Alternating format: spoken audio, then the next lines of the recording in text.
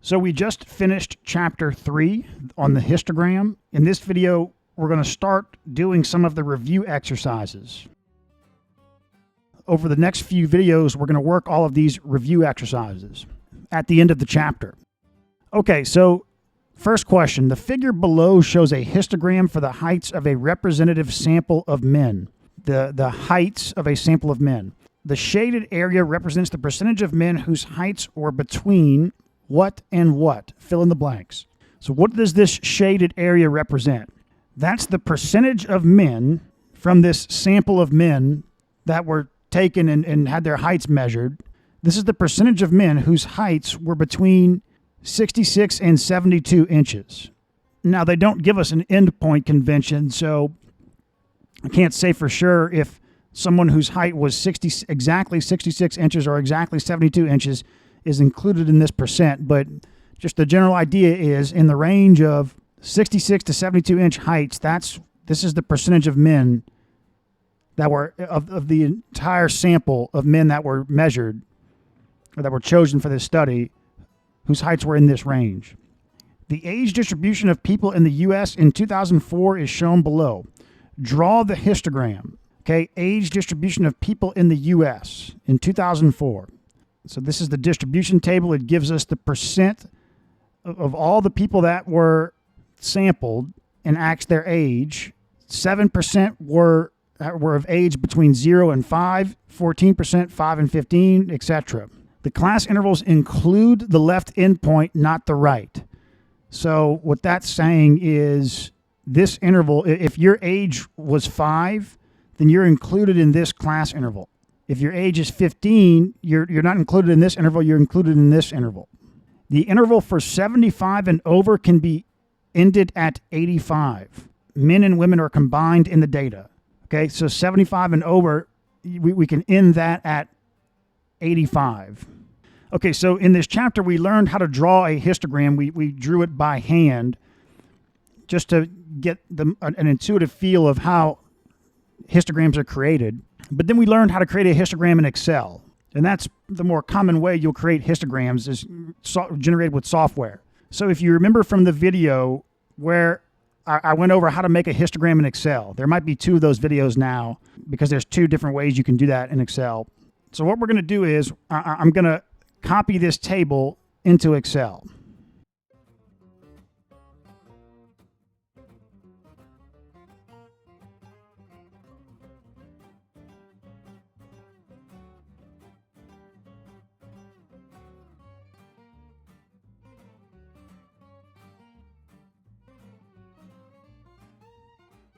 So this is giving me trouble. It keeps converting this to a date. What you can do is label this as a text before you type anything, and then it will allow me to, it'll work.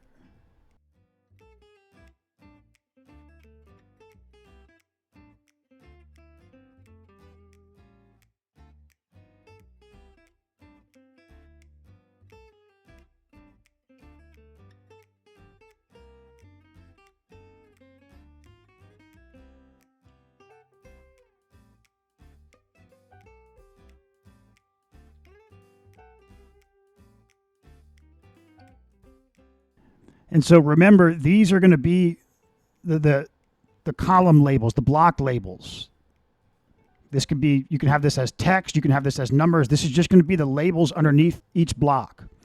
Now, I'm just noticing that this histogram is not going to have equal class interval widths. And at the time this video was made, I hadn't found a way using Excel to make a histogram that don't have equal interval widths. But I think I have a way around this. It's not a way that I would make a video as a reliable method for making a histogram, but I'll show you what I'm going to try and do. Okay, now we'll add the percent of the population for each of these age groups.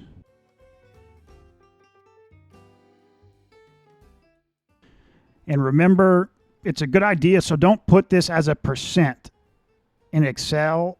So I could put percent, because we're going to want, if you do that, then Excel would treat this as 0.07 as a number. We want to we don't want it to multiply as, well, you'll see what I mean in a second. Now, to indicate the endpoint convention, we could use, so the endpoint convention includes left endpoint, so we could put a bracket here and a parentheses here.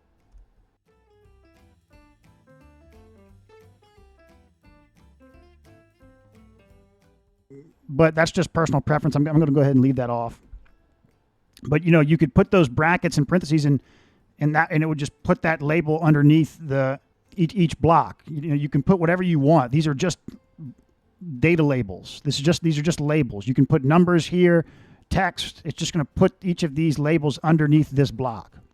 Okay, so for our y-axis, we want to use units that are in percent per year. So percent per year, this is the number of years of age the person is. So this is going to be percent per year. Years old, year old. So here we'll divide this by 5. And we'll divide every single one of these by 5 until we get to here. And this will be the percent divided by 10. And then this is 75 to 85.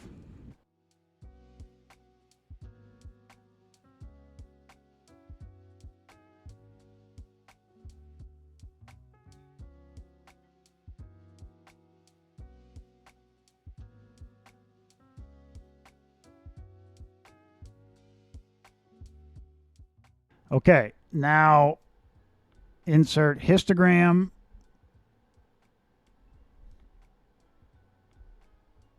The series is going to be percent per year. That's our y-axis. And then our data labels.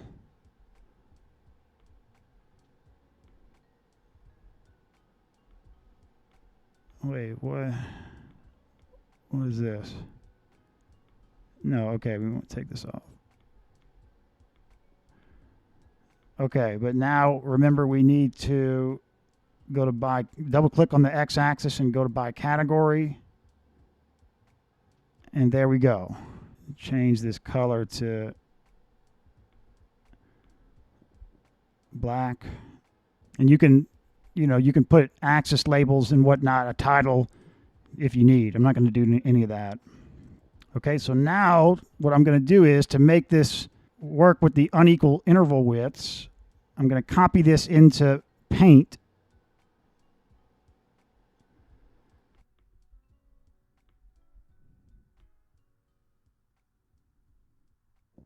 Let's make some room. And then what I'm going to do is highlight this, hold down the right arrow.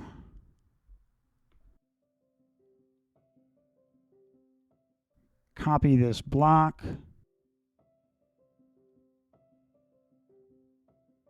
We can zoom in.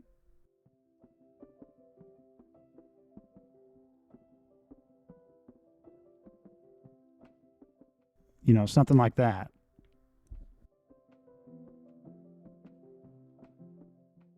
And then push this back over.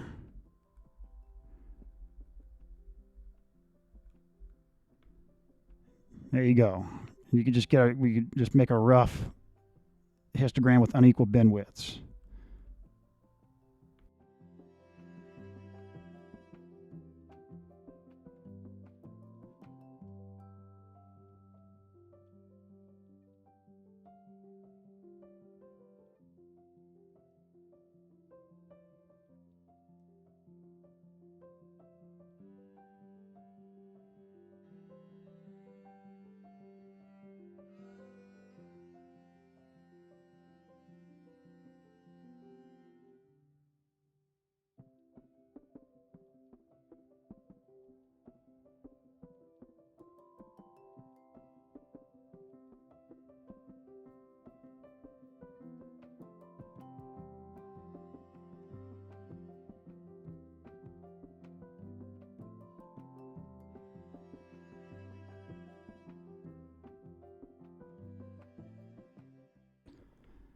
So there we go. There's the histogram. Okay. A, are there more children age 1 or elders age 71?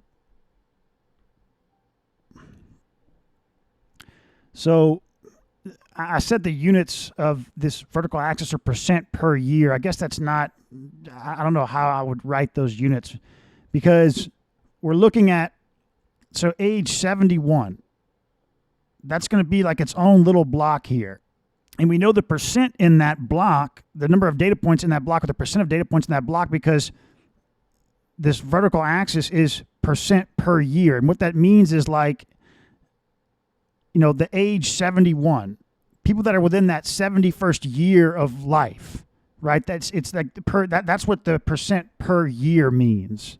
So it's kind of confusing for this case, but you get the idea. So what you can see is all we need to do is compare the height of the 65 to 75 block and the 0 to 5 block. This block is higher, so that means there's a high percentage of data points for children of year 1, because we're comparing one year age to another year age. So the percent per year is higher here, right? This is percent per year is higher here than it is here. Are there more 21-year-olds or 61-year-olds? Same thing here. We're looking at one age. That's like 1 year. It's kind of confusing, I know. 61-year-olds. In that, and you can imagine kind of a sub block of this block, this block width of 1 year at the 61-year-old point. Compare that to 21-year-olds. So it's just this block is higher, so 21-year-olds. Are there more people age 0 to 4 or age 65 to 69? So now the width of the blocks is going to come into play. Why is that? Because, well, okay, it won't here because we're 0 to 4 and 65 to 69 are the same width. But you can see if they're asking, are there more people age 0 to 10 or 65 to 69? That's just because one of those regions is a higher block doesn't necessarily mean there's more data points. But here, okay, 0 to 4, 65 to 69. So that's this area, 0 to 4, and then 65 to 69. Well, we know the higher block because, again, the widths are the same here, right? If they were saying 0 to 4 and 65 to 75, well then, okay, this block is shorter, but maybe that extra width makes up for it. But we know, so it has to, but it's 0 to 4. Again, because same width, 65 to 69 is the same width as 0 to 4, but this block is higher. The percentage of people aged 35 and over is around 25%, 50%, or 75%. Age 35 and over. Okay, so we're asking this area, all of this area. What percentage is this? Well, we have our histogram set up to where our vertical axis represents percent per the horizontal axis unit. So we can literally just multiply the widths of the blocks times the height on the vertical axis and get the percent of data points in that block. So 10 times about 1.5, that's 15%. 10 times about, looks like about 1.4, that's 14%. 10 times about 1, that's 10%. So, okay, 15, 14, 10. Here it's about 0.6, so 6%, and this is another 6%. So 29, 39, 45, 51. So it's around 50%. Okay, third question. The American Housing Survey is done every year by the Bureau of the Census. Data from the 2003 survey can be used to find the distribution of occupied housing units. This includes apartments by number of rooms. Okay, so the American Housing Survey, and we're looking at the 2003 survey data, and we can find the distribution of occupied housing units by number of rooms. So everyone that has a house, we're asking those people, for all people that own a home or living in a home, you know, that are occupying a home, because we're going to see, we're going to separate, we're going to have people that are renting versus owning, but they occupy a home. How many rooms are in that home? Results for the whole U.S. are shown below, separately for owner-occupied and renter-occupied units. Draw a histogram for each of the two distributions. You may assume that 10 or more means 10 or 11. Very few units have more than 11 rooms. Okay, so 10 or more, this is 10 or 11. All right, so same idea. We're going to go to Excel and draw two histograms, but if you notice, the interval width for each of these is just 1. So we won't have to divide like this. This is going to be the percent here is going to be the same as percent per unit. Okay, so number of rooms in units.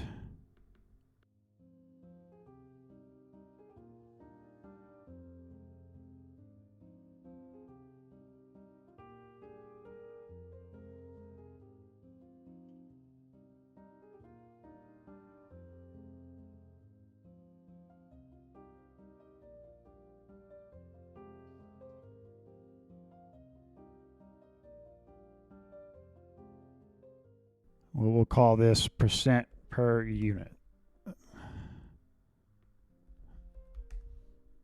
because in this case it's the same thing.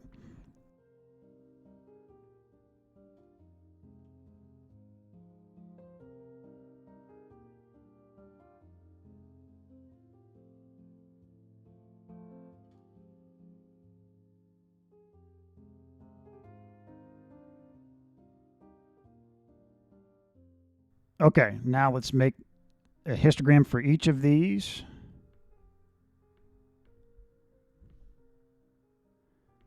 This will be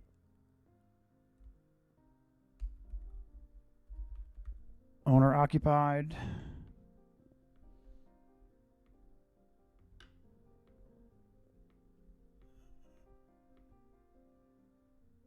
So put your y-axis, your bin labels, and then go to by category.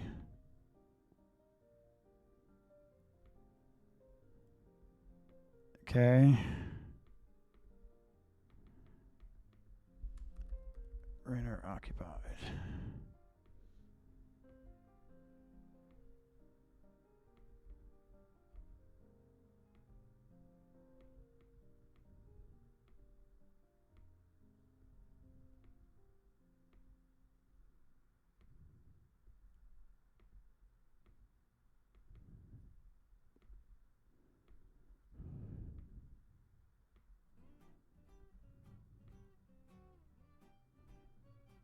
Okay.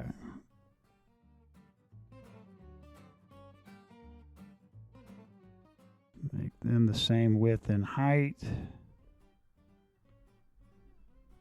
then we'll do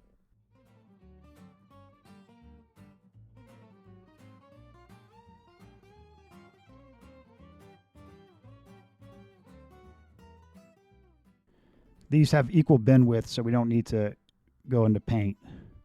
If you widen these out, you just need to widen this more, and the data labels will go right under the bins.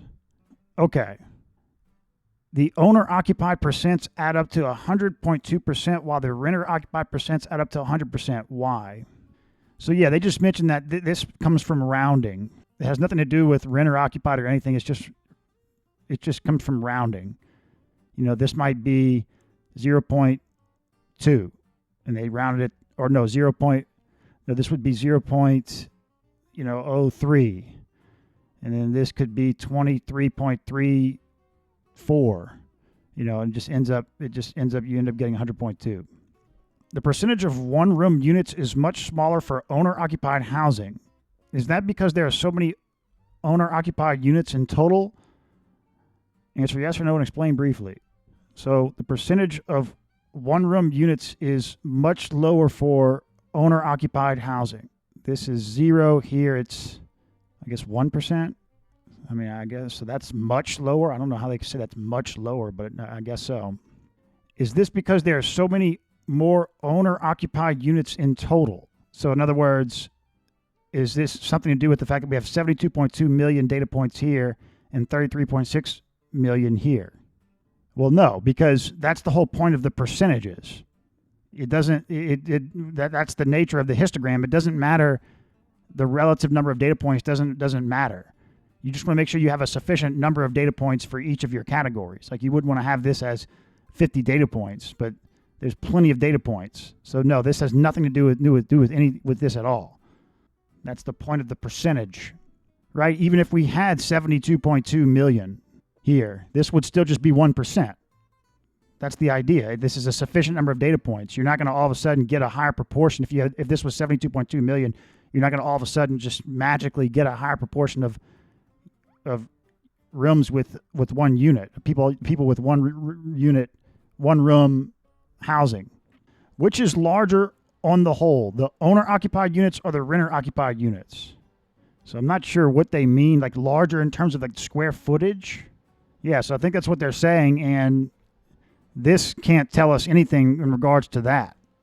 These histograms won't tell us anything. We would need square footage data. So off the top of my head, you would think, well, a one-room unit on average, no matter who, if it's being rented or owned, is going to be, it's going to have a certain average square footage size, and the same with a two-room unit, three-room unit, no matter if it's renter or owner-occupied. But maybe on average, people decide to buy, they look at the square footage and they say, okay, we're going to buy this one. The square footage is larger. We're going to own this one. So like you would see that there's larger square footages for the number of rooms. You see larger square footages, a trend of larger square footages if it's owned, but we need square footage data. This histogram based on this distribution table doesn't tell us anything. Okay, last question. The figure below is a histogram showing the distribution of blood pressure for all 14,148 women in the drug study. We went over this in section 5 in the video where we went through section 5. Use the histogram below to answer the following questions. So this histogram. Is the percentage of women with blood pressures between 90 millimeters and 160 millimeters around 1%, 50%, or 99%? So between 90 and 100. This is percent per millimeter, percent per horizontal unit. So 10 times about 0.5. Or wait, no. Above 130. Above 130. So this area, is this area 25, 50, or 75? Around that. So we've got, looks like 5 here times about 1.8. So 2 times 5 is 10. So let's say 9.5. Here we've got about 1. So, well, okay, let's just say 10 plus 5, because this is 5 times 1. And this is about 0.5 times 10, so 5. So 10 plus 5 plus 5. And then this is 10 times maybe 0.2. So it's going to be 25%. Definitely not 50 or 75. Is the percentage of women with blood pressures between 90 and 160 around 1%, 50%, or 99%? Between 90 and 160. So what is the area? Oh, well, this is the entire histogram, so it's going to be close to 100%. The area of the entire histogram, well, technically the area of the entire histogram is exactly 100%. Here, they're just adding up these percents here, and they get rounding errors. But technically, like, well, it depends. Sometimes they don't include data that's, like 0.5% of data that's way off the chart. But in general, the idea is the total area of a histogram is 100%. So 99%. In which interval are there more women? 135 to 140 or 140 to 150? Just more women in general. 135 to 140 or 140 to 150. So we can't just look at the heights because we've got two different widths they're giving us. So let's see. We've got just above 1 and just below 1.